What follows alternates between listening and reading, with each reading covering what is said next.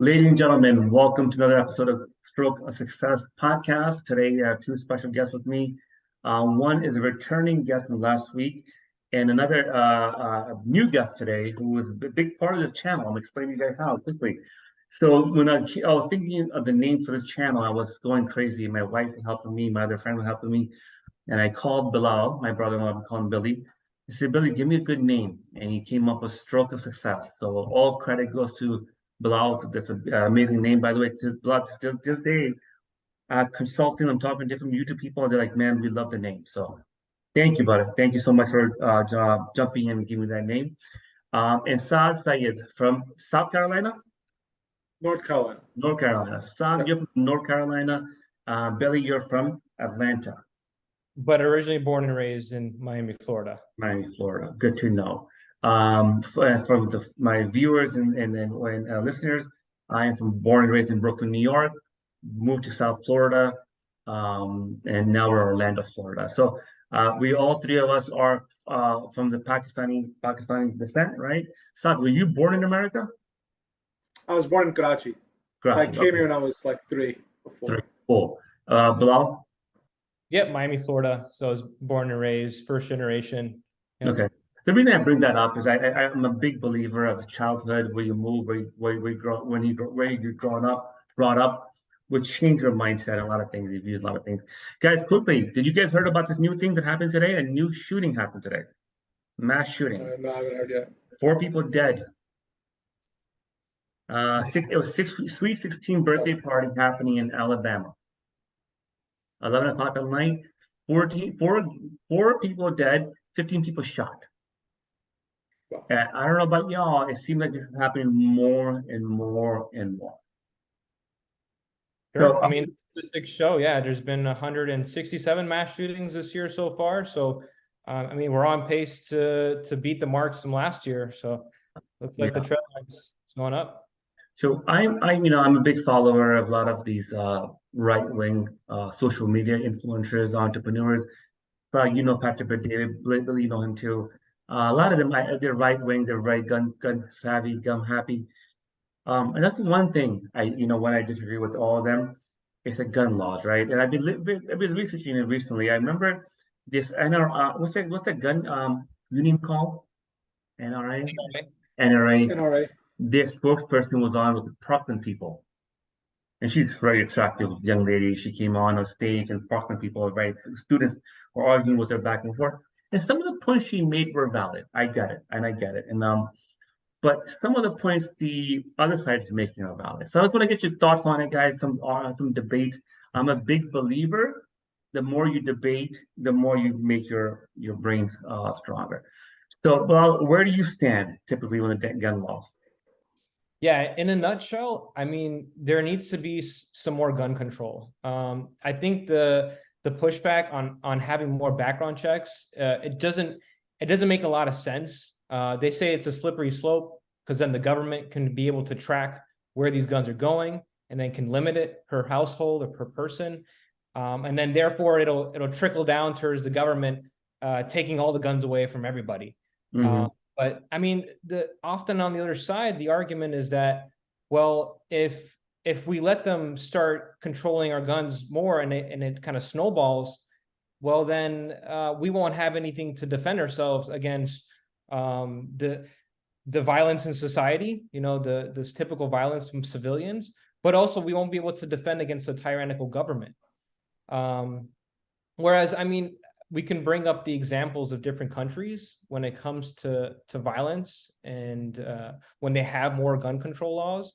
But I mean, come on, if the government wants to become tyrannical, which is essentially happening right now, and they want to wipe us out, even if we band together as a militia, they have the means to do so. You don't need an AR-15 or a 9mm is not going to help us here. Good point, Billy. Sal, what's your thoughts on that? Rebuttal or thoughts or add to it? I think that as far as gun control goes, gun laws go, we have to approach it in a way where which ones make sense. And the question, and I think we talked about this last time, was that there are about 450 million guns that we know of in circulation already. That's the ones that we know of that are registered, this, that, whatever. And for the ones that we don't know of, they're estimating then total guns would be about 600 million, let's say. That's 2 guns per person in America. That's already been sold, or already in the hands of the public. Now, somebody went through, and there's been multiple. I mean, you can go on TikTok and rehash these points, or on Instagram or on YouTube, there's people rehashing these points, right? But one point that somebody brought up was they listed out all the gun laws. They showed the mass shooter, and they showed the state that they were in, the gun that they used, and that state's gun laws. Okay. And then they showed, and like some of these have happened in like very strict, like they've been multiple, like it's not just, you know, Alabama or Texas. I mean, they've been happening in New York, they've been happening in California, they've been happening in Maryland, they've been happening in a lot of places. And he goes through the shooter and their background, right? If you're an innocent person, you have no record, let's say 21, okay, we should raise the age to 21. Sure, that helps. Okay, that's fine. I'm fine with raising the age from 18 to 21. I don't care, right? Let's say they're 21, 22, 23, whatever it may be. They qualify for a gun. They've never done anything wrong. They've decided that today I'm going to do something bad. They go and they get their permit. Their background checks, be it universal background check, be it your, and when you actually get a gun, here at least in North Carolina, I've had to pass multiple background checks. Get fingerprinted, get my stuff in the FBI database for my concealed carry, all that stuff. The vast majority of people have to do that. All the people that want to legally carry and buy guns have to do that. And whenever I go to the gun store, they recheck my background check to the most updated one, even though I have my carry permit. And so it's done, right? So, but the thing is, if a person wants to do something bad at that time and they qualify, they can get the gun and then go do what they have to do. People that have, well, okay, let's put a 100-day waiting limit. Some states have a 90-day waiting limit. You buy the gun, but the store holds it for 3 months. Okay, but if you're a bad person, or if you're a person who's decided for whatever reason, you're gonna go shoot up a school, shoot up a basketball court, shoot up a party, there's a wedding coming up, you've been felt you were cheated on, whatever, you wanna like cause pain to people, and you have a clean record, right? What gun law is gonna stop you? So when we say, so my answer is more of a question. I'll be for gun control if you tell me what gun controls actually would stop that person. Now, gun control does stop gun violence in terms of crime, right? Like if there's gangsters or drug dealers or whatever and they want to get guns, they can't.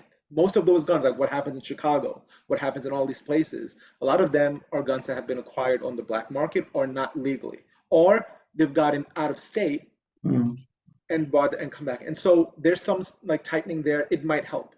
But for specifically mass shooting, if somebody with a clean record wants to do this, what gun law is going to stop them?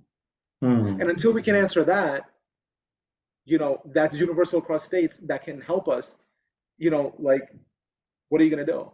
Yeah. Right. The one thing I do think that should happen as a gun law thing is if somebody does, a minor does a gun shooting, you know, like a mass shooting, God forbid, and hurts people, their parents should be charged and should go to jail.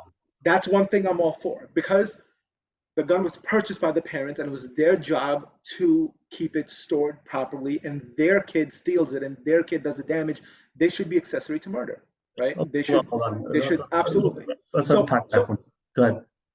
So that actually helps. That actually helps, because then the kid's gonna be like, "Yo, I don't like these people. I'm gonna hurt them, but I love my parents. I'm gonna stop." Right? That might be a thing, right? Maybe the guy's gone. Maybe you know, like maybe. But you know, crazy people do crazy things regardless. Yeah. Right. So that's my take on it. Okay. So Saad, good points. Let's stop right there. So you're saying if my son, I've had a son, let's call him Junior. Junior took one of my guns and went out in South Carolina and shot people, I should go to jail for that.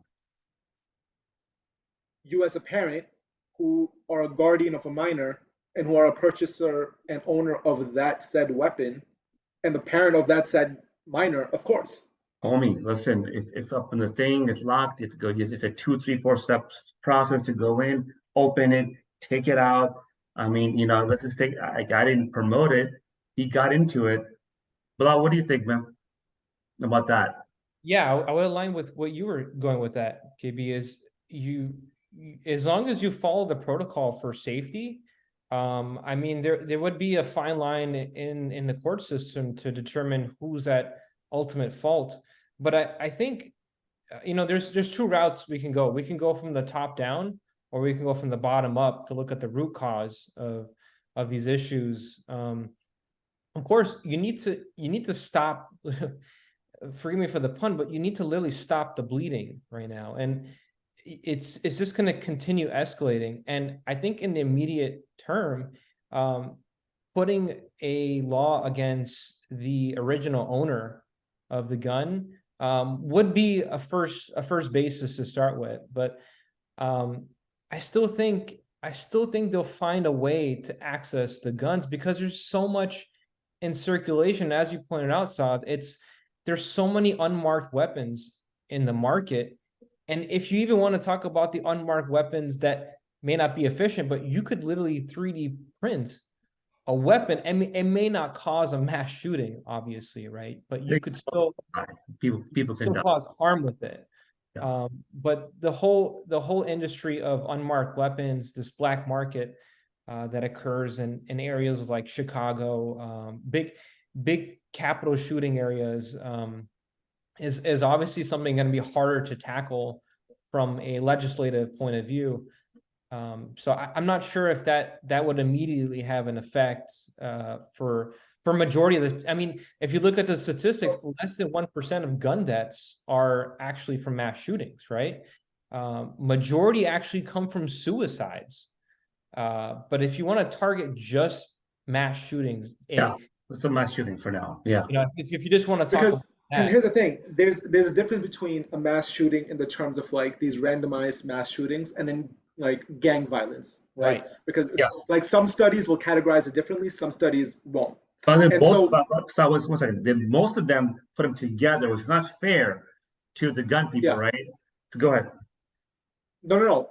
What I'm saying is that what I said about the parent situation, we were talking about a mass shooting in the classical way that we've come to understand mass shooting, or not classical, but like the mainstream way that we've come to understand mass shooting. Somebody goes crazy. School shooting. Somebody goes crazy, unprovoked, unknown, this, that, whatever, show up and kill a bunch of people. Versus gang violence in parts that are war zones, essentially due to socioeconomic reasons, because that has been shown. There's been ways, right? Like studies show that when you go and upgrade a person's average annual income by just 15%, they start thinking long term. They're just the way that they think changes, right? So poverty has a like where there's desperation and you have to fight to eat.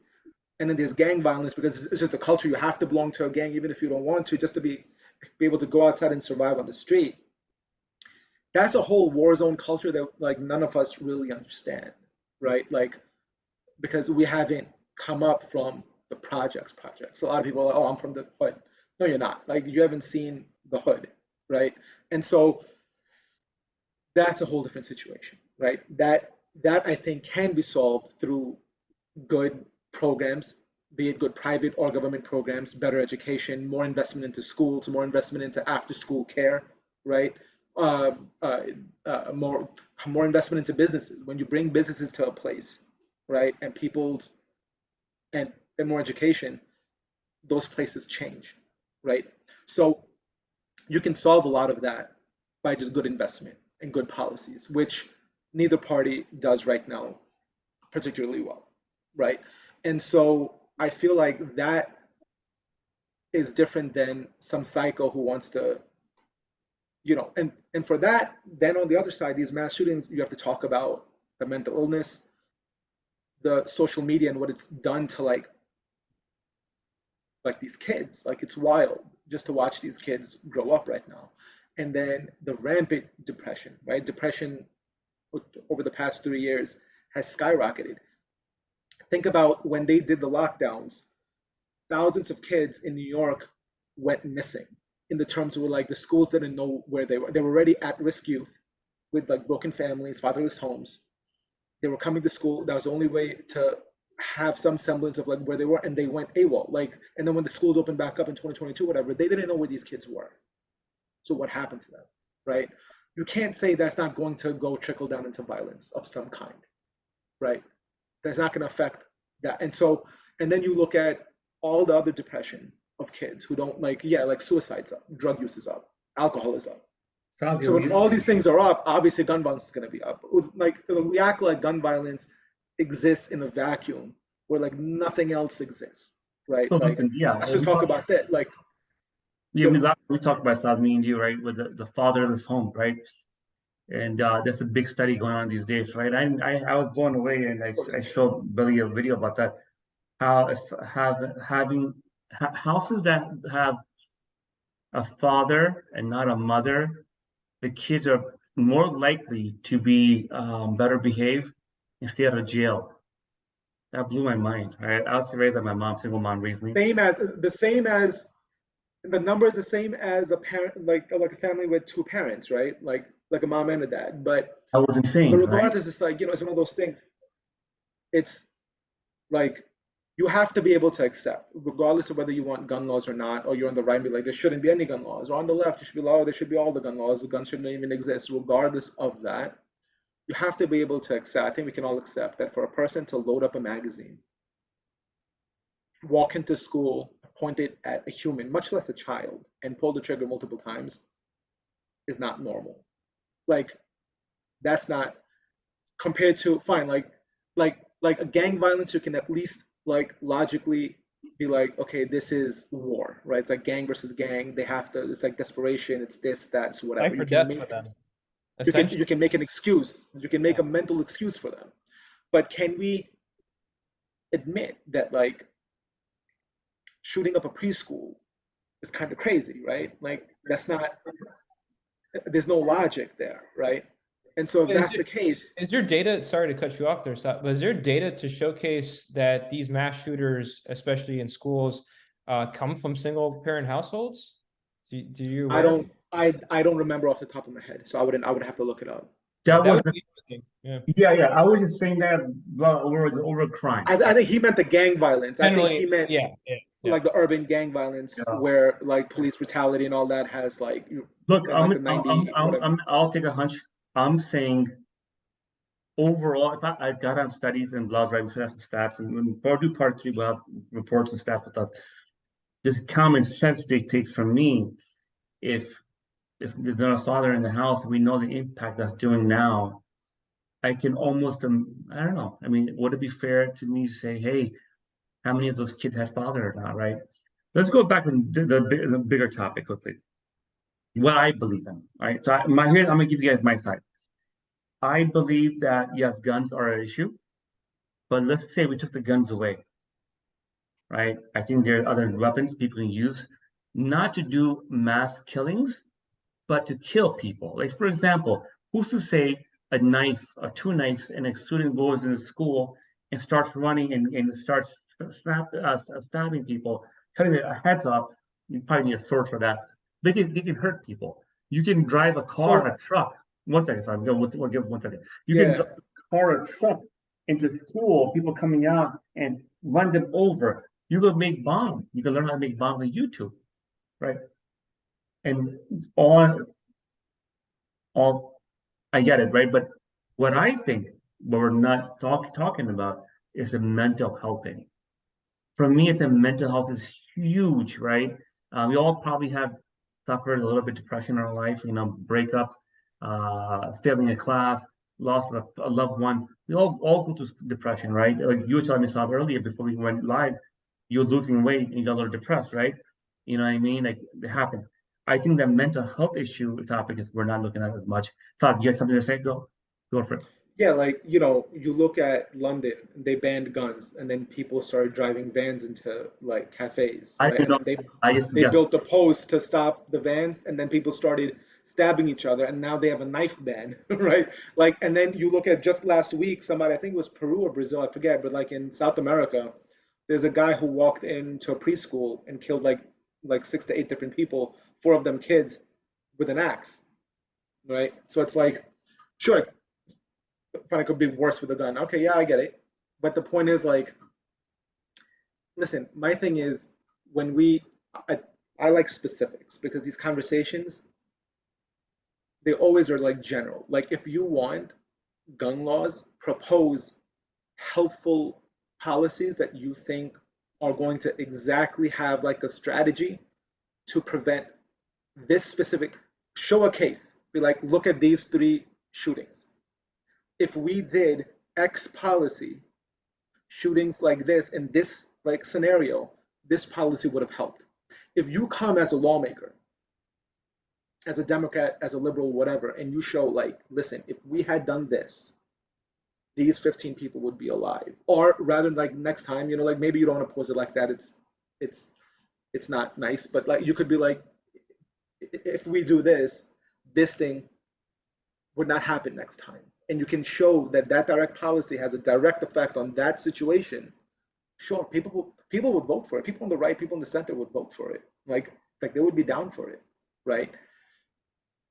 But but here's the thing: none of these gun laws, like for example, you don't like suppressors. Suppressors are, you can buy a silencer slash suppressor over the counter in Europe, right? Because it's a hearing aid tool, right? Like, because you want less of those sounds in the forest. It's bad for hunting, it's bad for people, bad for kids. It just causes more noise pollution and hearing loss. There's nothing against it. Here, they ban suppressors. Why? Because they're bad and they're scary. But yet, nobody in any gang shooting or in these mass shootings has ever used a suppressor.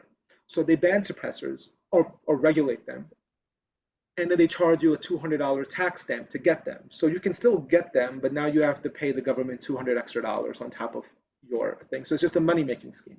They ban braces, but then they'll, oh, if you want a stock, oh, here's the stock. You can't put a stock on a 14-inch gun, barrel gun, but you can put a stock on a 16-inch gun. How does that change the gun at all? But if you want to put a stock on a 14-inch gun, you have to pay a $200 tax stamp.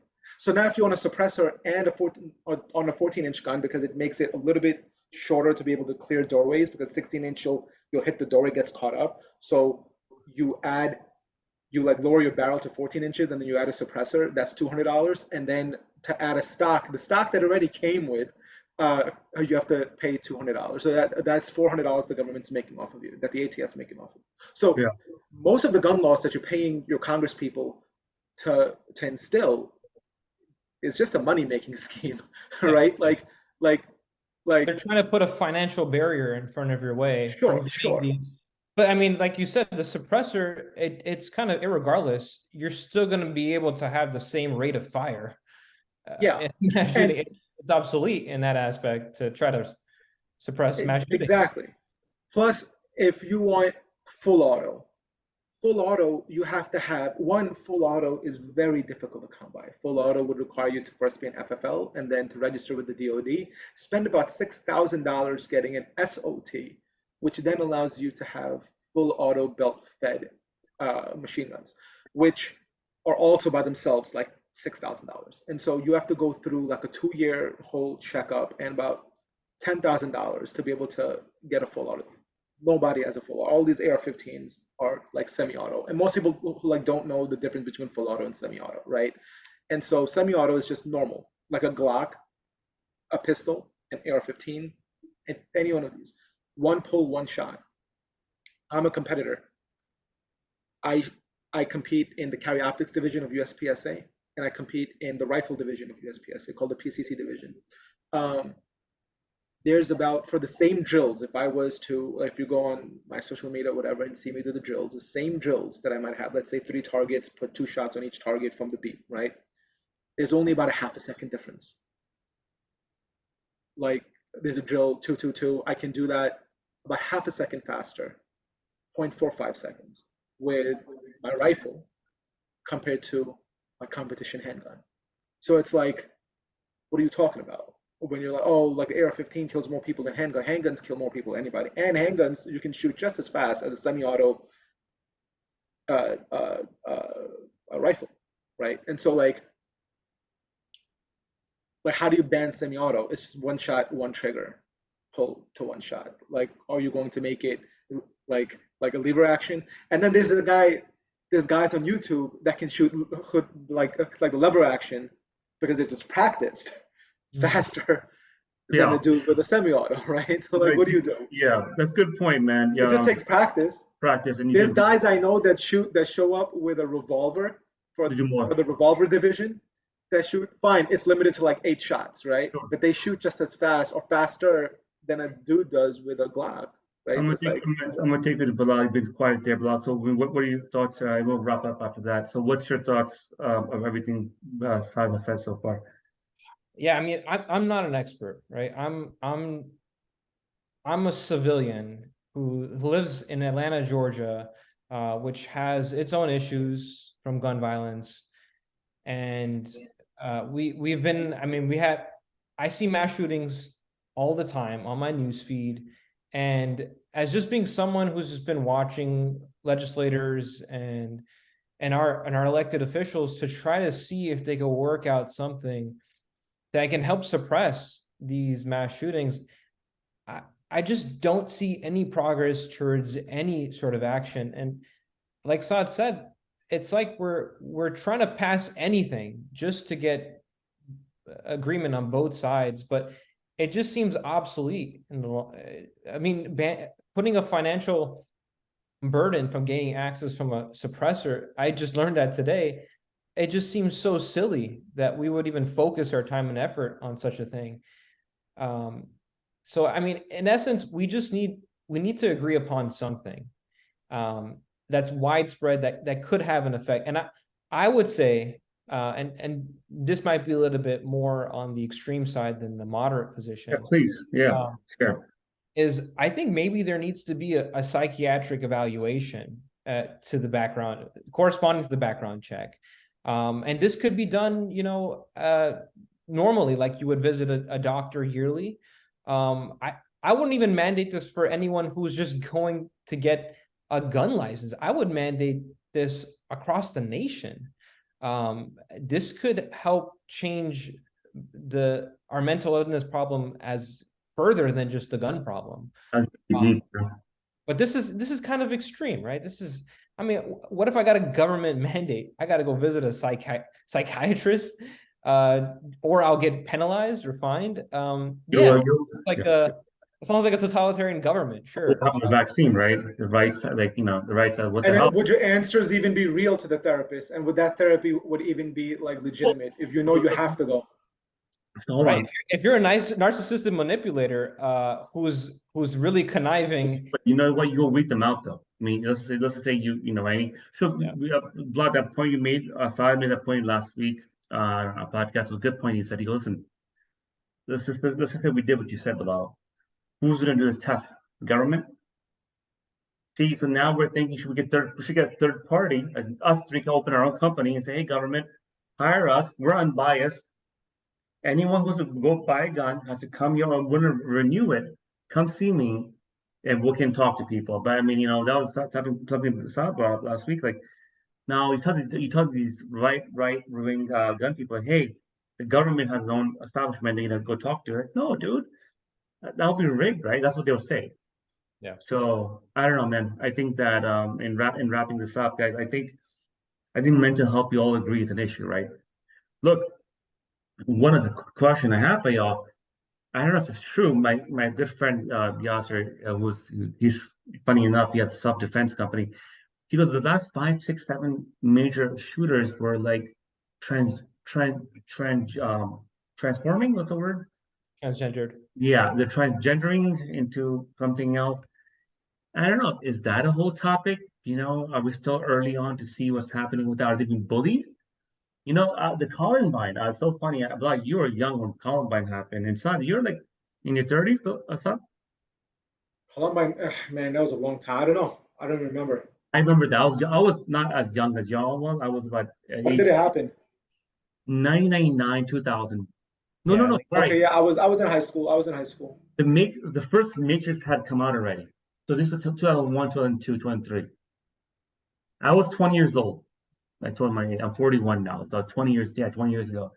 And the thing when I talk about that, the thing I brought up the Matrix was that they had the black leather jackets like the Matrix people have, and they went on. And bro, the documentary I sent you guys after we're done talking, it's an insane documentary. Like they were, they're filming movies together about guns, and but the way they shot the guys, like all football players got killed worse because they were bullying them. See what I mean? So like, is it bullying that we have to worry about? Is it mental illness? Is it the transgender thing? Well, you see what I'm saying? I mean, for sure. I mean, I suffered from anger management when I was younger. I mean, it's still an ongoing battle. I get these instances of sort of like rage, and it's just this masculine archetype within us that just wants to cause destruction. And I think definitely bullying is definitely provoking it, and also it's this whole community of incels that tends to also be the ones that get caught in these echo chambers on 4chan and on social media that has definitely provoked it and pushed some of them off of their limits. And that's definitely an aspect to it as well. And it's hard to decipher that in mental illness. It's not a clinical way of identifying it, but that's what I'm concerned about a lot too. It's happening more and more because I mean, literally, our testosterone as men is going down. Our genitalia is getting smaller, and this is also contributing to some aspect of these outliers that occur for over masculinity, trying to compensate for it. So Funny you say that. I have a good friend, you know him too. I might mention his name. He had a lot of guns. He's a little shorter of a stature, and I can tell he kind of deals with the Napoleon thing. He's probably gonna watch it, get mad at me. But Napoleon, right? And I can tell he has that. Like, he has a lot of guns. I'm like, dude, like, he's tough, tough. But that's a good point too. Todd, any words before we get going? Any final words you want to share? My final words for today would be that I encourage everybody, whether you want to buy a gun or not, whether you just vote blue or red, is to take a CCP course, to take a concealed carry permit Okay. course. You don't have to buy it, but you sit down, and I encourage you because you learn a lot about the reality of guns, of laws, how they affect the person, how they don't affect the person, and it really opens your eyes to like the reality of violence out there as well, what a lot of people from different communities face because they talk about that. And then I would say go and go to your local range and rent one of their guns and get training. Once you have your knowledge base from the CCP class, and then once you've gone and actually shot a gun and got to handle it and got familiar with it, now don't buy one. You're against guns, don't buy one. Come home and then go back and have the same conversations you're having. And I feel like you'll have a better understanding of where the other people are coming from, right? So if you want to regulate something, how can you regulate something that you don't know anything about? There's so many people who have such strong opinions on guns. I go, like most of the people around me are like very liberal, and they have staunch opinions about guns. They've never seen one outside of TV, like John Wick, like shooting Matrix, whatever. But they've never held one. They've never been to a class. They've never even sat with, because we talk about laws, like they talk about all the famous cases in the past 10 years. You can ask questions, but what about that one? Like there were so many ones that we didn't understand why the verdict happened, why this person shot somebody and got away with it, why this person shot somebody and didn't get away with it. What do you have to do to get one? And then I would tell people, try to actually get a gun in some of these states. It's not easy. And I don't know about Texas or Florida.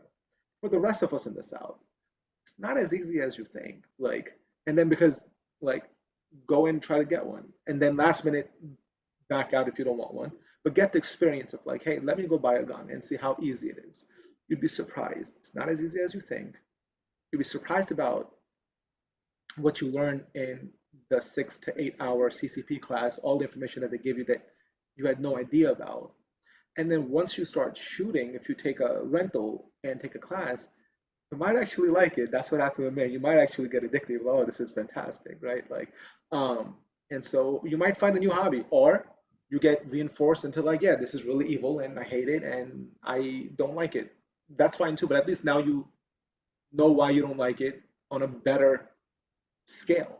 Yeah. Right? And so I encourage everybody just to get more education on it, like real world education. Don't look up these studies on Reddit and then because somebody's going to have one study number, the other person's going to have another study number, and then you'll have like all these famous speakers who'll like twist because it's stats. It could be twisted to whatever. They'll stat and then like go through the same. It's nonsense. Like you go and learn about guns yourself on a fundamental level, on a personal level, and then have conversations about it. That's what my message would be. Interesting. Billy, how about you? I always say the final thoughts, and it's probably aside from gun control directly or specific to this topic, is I think we just need to generally just be kinder people and to be more open to civil discourse. I think we just get so caught up in just choosing black or white, choosing the left or right. Let's just try to come together and find a solution. You know, as an elected official, you are a voice for your constituents, and I know you need to plan for your next election cycle, but the intention of what you're doing in society is to improve things for as many people as possible. But as an individual who's not an elected official and probably not trying to in the near future, I'm just going to be kind to people on both sides. If you're a gun carrier, I won't do that personally. I don't feel the need to do it. I think it's like an intimidation factor for overcompensation, but I'm still going to treat you as a human being. I'm still going to be kind to you. And I think that does a lot more for the society as a whole, rather than just trying to be right on a topic. So you don't want to ever get a gun? Well, I'm actually in the market. So I didn't say that, but on this discussion today, but I have shot guns a number of times, old World War II rifles. I definitely think I'm a mechanical engineer, so there's a fascination between explosion and propulsion. So I definitely understand behind it. There's also this little masculinity factor to it too. And also my wife likes them, but I just don't think that it should be as available in society. And so I definitely am going to buy one, not only for recreational, but on the back of my mind, some situations maybe in the future could demand it if needed. Well, that's what comes back to, right? Self-defense, right? I mean, like you're saying, we shouldn't make that easy for anyone to get it. But it's like, okay, you know what? I need self-defense. I have 2 small kids, and I mean, you making more steps for me to get to it, then I say, no, forget about it. And then something happens and something, I think we can talk about this for hours, and we'll do a part 3. I have 2 other guests who want to jump on. They could have joined today. But I think that great points made both sides. I think a lot of things we all agreed upon. I think also, I think a lot of politics and money's involved. So I think that we know about right wing, right? I mean, those guys, a lot of money they get, right? And like that's why Trump never shot a gun in his life, probably. President Trump, come on, he didn't have to. He don't have to. Maybe he shot some shotguns with that, or shot some ducks. Maybe that's a rich people thing to do. Exactly, but yeah, we pay more money towards the NRA than to actually gun control activists. So that says a lot about our country, right? That's a lot, yeah. But anyways, guys, thank you guys for joining us. Saad, once again, where can we find you on IG? My pleasure, man. Where are you on social media? IG? It is SXS_. Well, why don't you put it on I'll send it to you. I don't remember. I got it. Yeah, like 5 different pages. That's the problem. Yeah, like 5. I'll send it to you. Bilal, are you on social media for Sure, yeah, Billy DR16 if you want to follow me. It is on private, so I'll have to be selective of who wants to follow me. So before we get going quickly, Bilal, what do you do for a living? I'm a mechanical engineer. I work for a packaging company, and we make machinery for the food industry. Should ask the question first, but that's a big part of why people answer what they are. And you, Saad, what do you do exactly? I'm a product designer. I do CAD work, and I help people concept products. I'm also a 3D animator, and I am finishing up my courses to be able to teach pistol and rifle shooting for Good for you. self-defense. Good for you, man. Yeah. So by the end of the year, I'm halfway through it. There's a few more courses, and then I should be by the end of the year be able to teach both. Awesome. Well, gentlemen, thank you for joining today. And my followers, please leave a comment, or if you guys got value from this episode, give us a thumbs up, and see you guys next week. Awesome. Thanks for having me.